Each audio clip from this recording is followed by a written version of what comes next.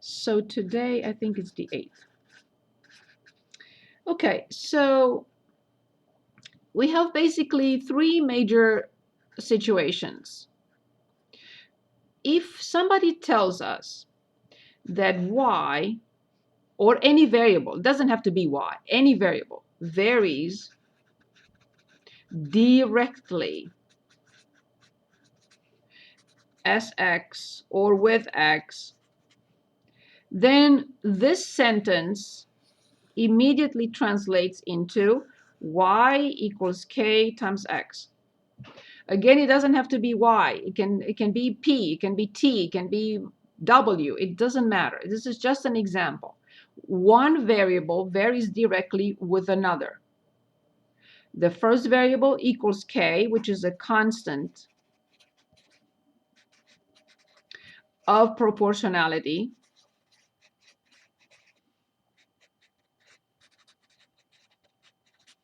Constant of proportionality, and it's a number.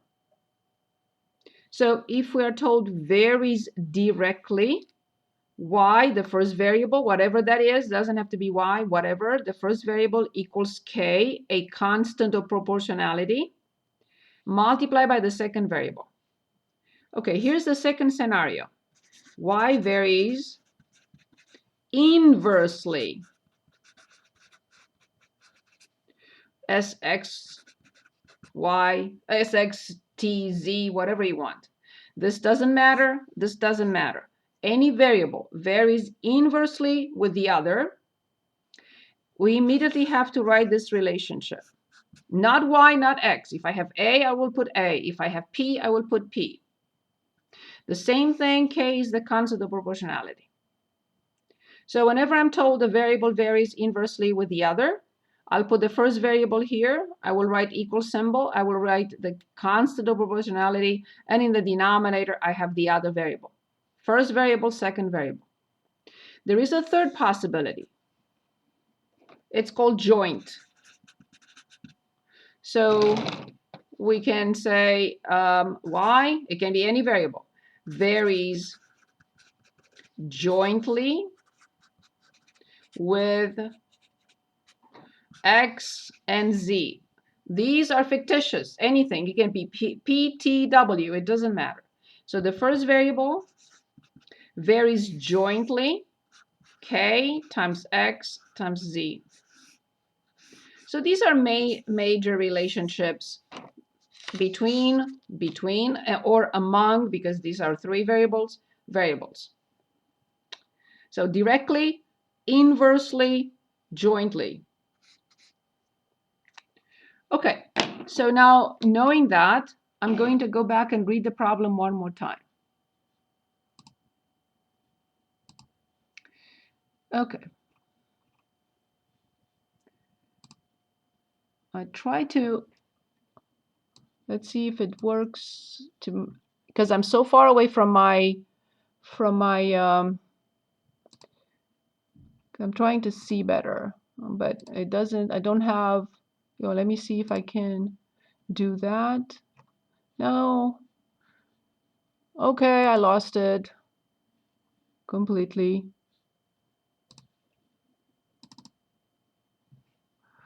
Okay. Well, I can't read it.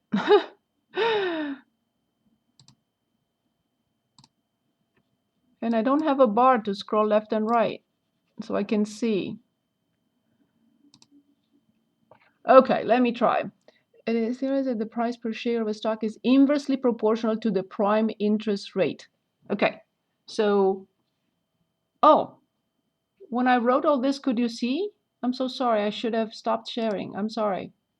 So were you able to see this? My apologies. We were able to see. So my apologies, so sorry. So we have now, it says the price per share, I'm just going to call it P, is inversely proportional to the prime interest rate. I'm going to call it R. So this is the relationship I have to write. The price per share, I denote it by P, You have to use a letter, whatever letter you want. So this is price per share. And that's the prime interest rate. Prime interest rate. Okay. In January 2010, the price per share of a certain company stock was, the price per share, they are giving it to us, 209.61. And the prime rate was 3.75. This equals K over 0.0375. The prime rate rose to, in March of, so this is for January 2010. Okay. This relationship is given to us. So we are told when the price is 209.61, the prime interest rate is this. This relationship is given to us. Anyone? Why? What for? What do you think?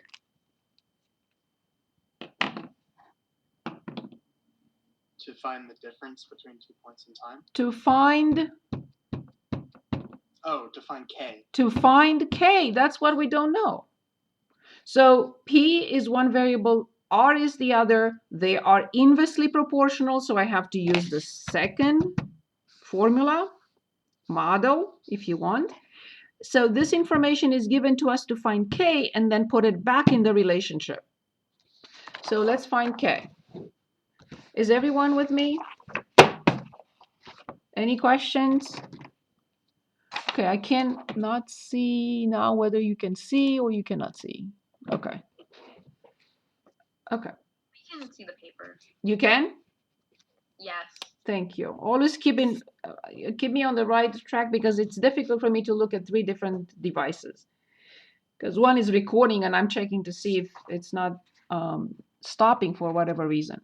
Okay, so then 209.61 equals K divided by 0.0375.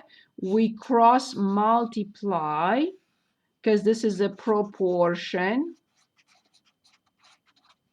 A divided by B equals C over D means AD equals BC.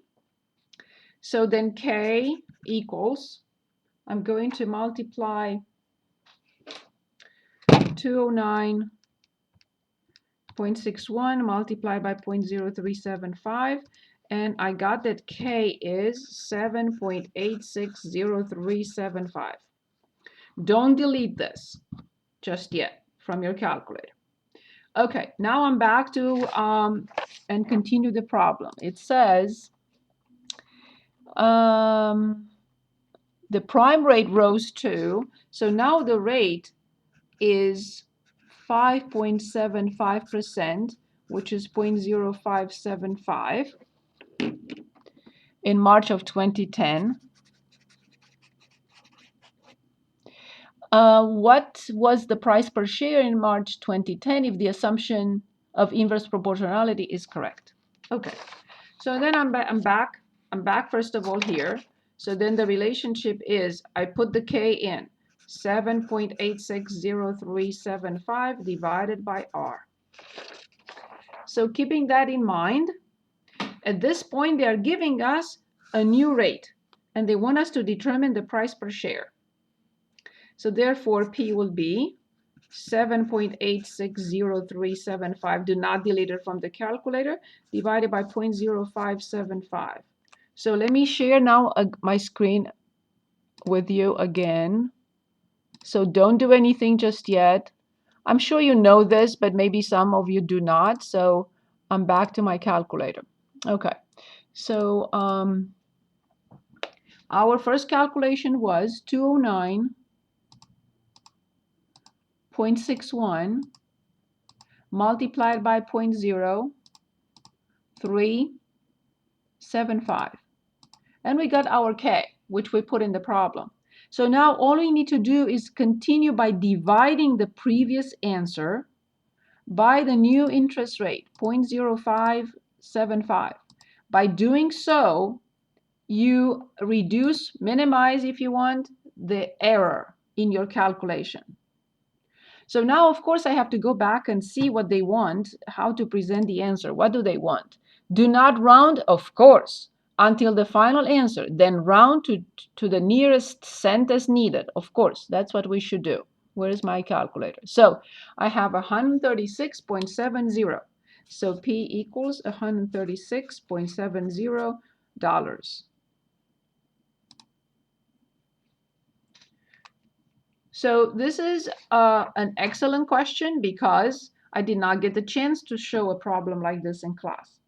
So if you don't do your work, I'm sure you did, but if you're helping me, go back to problems that we didn't get the chance to present in class.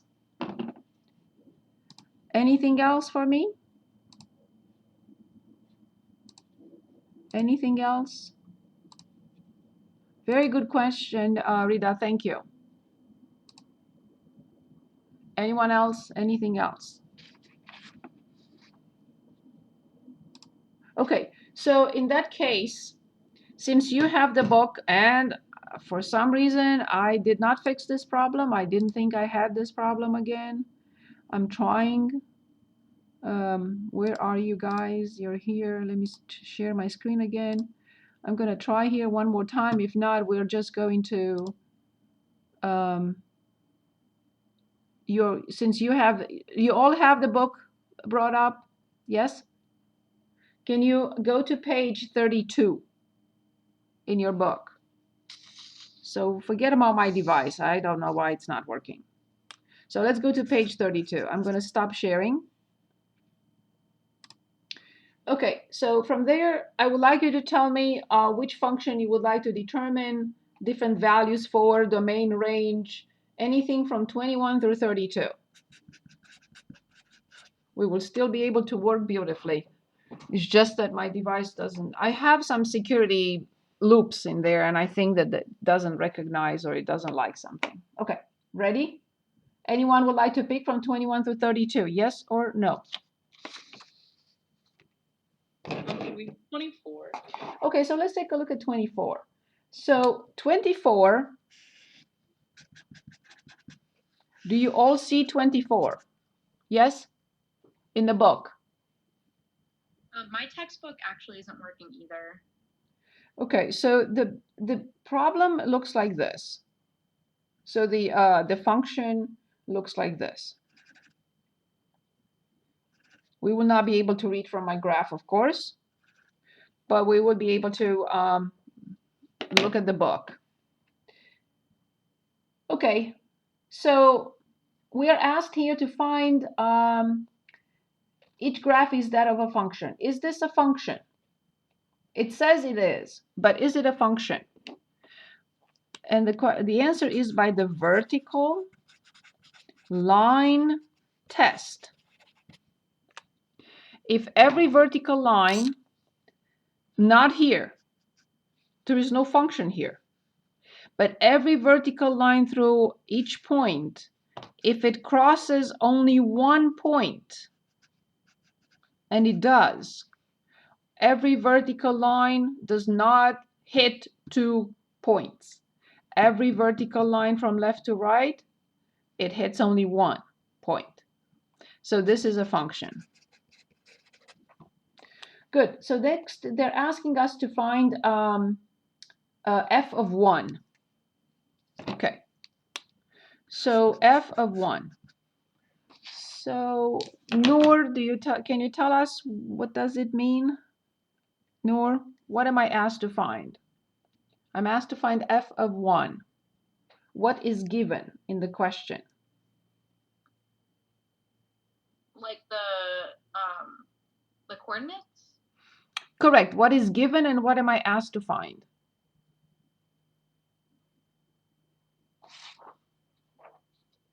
You're asked to find f of 1. So yes, what is given? Do you want me to, I can't read the coordinates. No, I don't want you to read anything. I just want you to tell okay. me what is given and what are we asked to do. I don't want you to solve the I'm problem. not sure what's given. Okay? Alex, what is given in this question to find f of 1? Yeah, I can open my textbook. Don't worry about it. What I'm asking you f of 1. You don't have anything. We don't have any function. We don't have anything. I'm asking you to find f of 1. What am I giving you? And what am I asking you to find? I'm asking you to find. The function. What am I giving you in f of 1? 1. Yes, which represents what? X. Very good. We are given x equals 1. And Shvam, what do you think we're asked to find?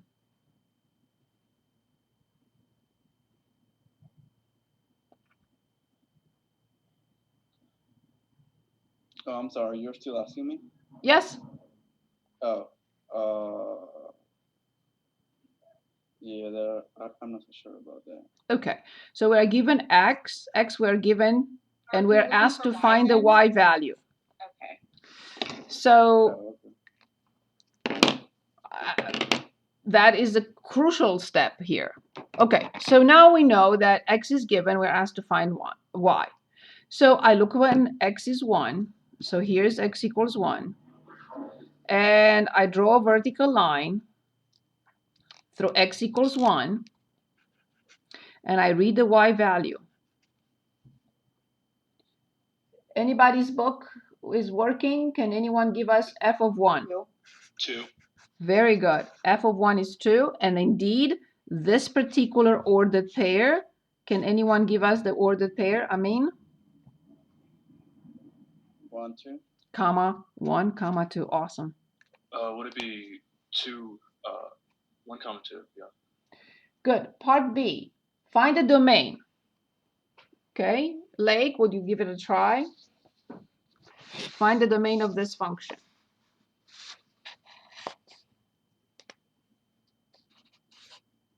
Sorry, I haven't been paying so much attention. I'm having trouble with my textbook. It says I haven't bought it yet, but I definitely have. So I'm trying to find my account. I think Pearson's just having some issues because it wasn't even letting me into it either. It's not working for me. Okay. Okay. So first of all, we have a finite number of numbers, of elements. I cannot use a bracket because this area is empty. The function does not exist between points. So for that reason, we have to use braces, not a bracket or brackets and not parentheses. So from left to right, we will read this number is right on top of -5. This number is on top of -4 for x equals -4. The next one is at -2. No, actually, this is at -6. My apologies. -6, and then -4. And the next one is at -2. Can anyone tell us where this is, Gabby? 0. Very good, awesome. 0. And then the other three are 1, 3, and 4. 1, 3, and 4. This is the domain of this function. Now we're asked to find x when f of x is 2. So Brianna, what is given in this question and what are we asked to do?